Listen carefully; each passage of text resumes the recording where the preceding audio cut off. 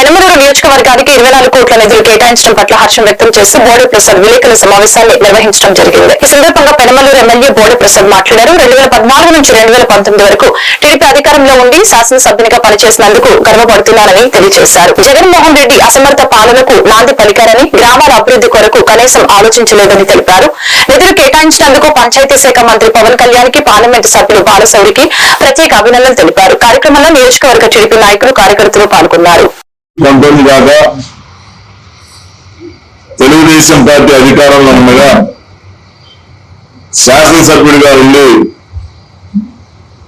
పనిచేశాము అంటే ఒక అదృష్టంగా భావిస్తా ఉన్నాం. ఎందుకు అనంటే గ్రామాలు పుట్టి రాష్ట్రంలో వందల సంవత్సరాలు అవుతా ఉన్నాయి. కానీ మౌలిక సదుపాయాలు ఏర్పాటు చేయడంలో మరి దాదాపుగా గతం నుంచి ఉన్న ప్రభుత్వాలు అభివృద్ధి చేయలేకపోవడం వల్ల, అభివృద్ధి మీద దృష్టి పెట్టకపోవడం వల్ల అభివృద్ధి అనేది వెనక పడటం జరిగింది. 14 నుంచి 19 దాకా చాలా గ్రామాలు 100%, 90%, 80% రోడ్లు, డ్రైనేజీలు, లైట్లు, మంచినీటి సౌకర్యాలపైన దృష్టి పెట్టి అన్ని సౌకర్యాలు కలిగించడం జరిగింది. చంద్రబాబు నాయుడు గారు మరి ప్రజలందరి ఆశీస్సులతోటి ముఖ్యమంత్రిగా, ఉప ముఖ్యమంత్రిగా పవన్ కళ్యాణ్ గారు ఎన్డీఏ కూటమి ఈరోజు అధికారంలోకి రావడం జరిగింది.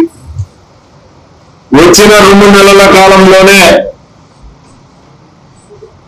ఈ రాష్ట్రానికి ప్రాజెక్టులు అవ్వచ్చు,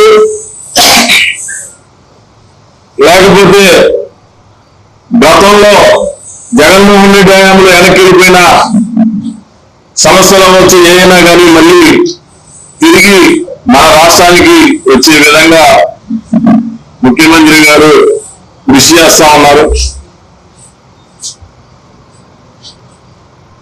ఈ సంవత్సరం మరి గ్రామాల అభివృద్ధి కోసం కేవలం పెనమలూరు నియోజకవర్గంలోనే సుమారుగా 23.5 కోట్ల రూపాయలు శాంక్షన్ చేయడం జరిగింది.